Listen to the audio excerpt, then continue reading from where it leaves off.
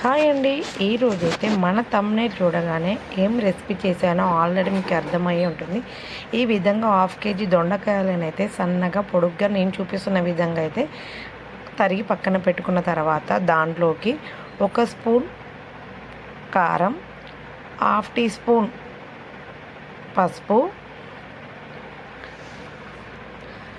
Half teaspoon ధనియాల పొడి, half teaspoon garam masala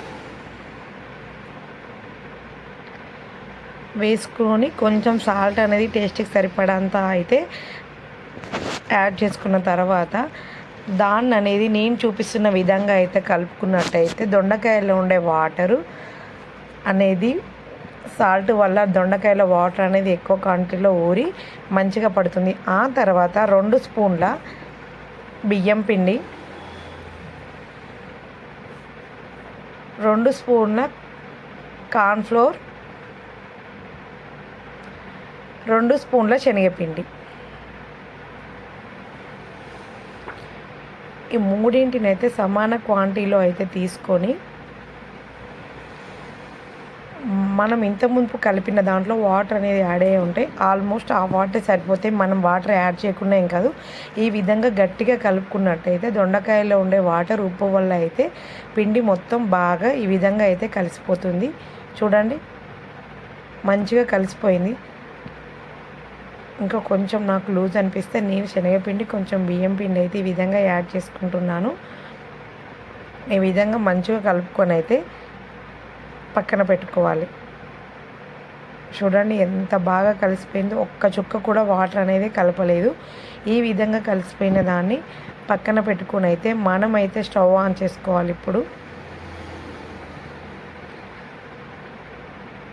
4 కరివేపాకు రెబ్బలు కూడా వేసుకొని మంచిగా పిండి మళ్ళీ ఒకసారి కలుపుకున్న తర్వాత స్టవ్ ఆన్ చేసుకొని దానిపైన పెనం అనేది పెట్టుకొని కొంచెం అల్లం వెల్లుల్లి పేస్ట్ అనేది ఇంతసేపు మనం కలుపుకున్న దొండకాయలలో అయితే ఈ విధంగా కలుపుకొని కళాయి వేడయ్యాక దాంట్లో డీప్ ఫ్రైకి సరిపడా ఆయిల్ అయితే పోసుకోవాలండి.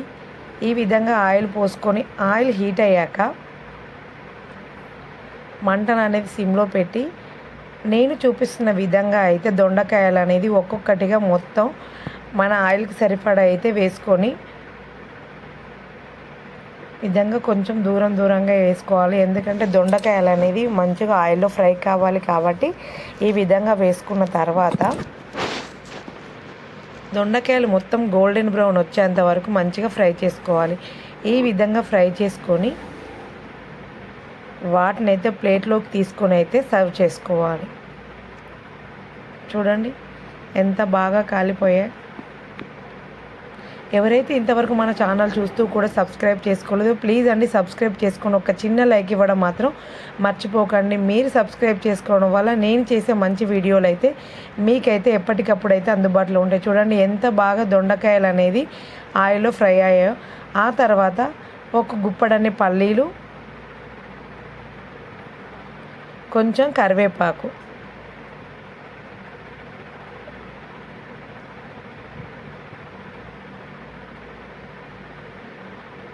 కడిగి పక్కన పెట్టుకున్న కరివేపాకు కూడా అదే పల్లీలలో వేసి ఒక 2 నిమిషాల సేపు అయితే ఫ్రై అవ్వనిచ్చి వాటిని కూడా తీసుకుని అయితే పక్కన పెట్టుకోవాలి.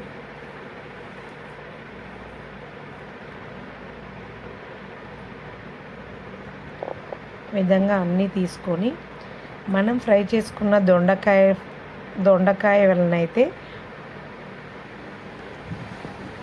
ఒక గిన్నెలోకి ట్రాన్స్ఫర్ చేసుకున్న తర్వాత వీటిని కూడా పక్కన పెట్టి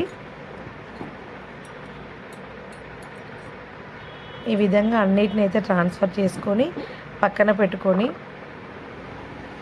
ఇప్పుడు మనం వెల్లుల్లి కారం అనేది రెడీ చేసుకోవాలి కాబట్టి నేనైతే వెల్లుల్లి కారం అనేది సిద్ధం చేస్తున్నాను. మిక్సీ జార్లోకి 4 వెల్లుల్లి రెబ్బలు, కొంచెం జీలకర్ర, కొంచెం ఉప్పు, మీ రుచికి సరిపడినంత కారం అయితే తీసుకొని ఈ విధంగా అయితే మిక్సీ పట్టుకొని మనం రెడీ చేసి పెట్టుకున్న దొండకాయ 65లోకి ఎల్లిపాయ కారం అనేది మొత్తం అందులోకి అయితే వేసుకొని మంచిగా మిక్స్ చేసుకోవాలి.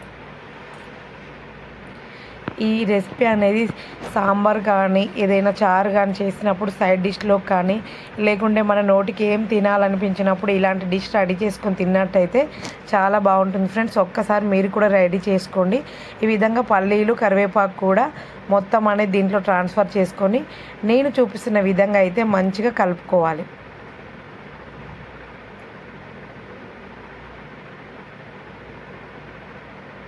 ఈ విధంగా మొత్తం మంచిగా కలుపుకొని ఒక గిన్నెలోకి అయితే సర్వ్ చేసుకోవాలి. చూస్తుంటే మీకు కూర నోరూరుతుంది కదా, మరి ఇంకెందుకు ఆలస్యం, ఒక్కసారి ట్రై చేసి ఎలా వచ్చిందో నాకైతే కామెంట్ చేయండి. ఈ విధంగా ట్రాన్స్ఫర్ చేసుకోవాలి.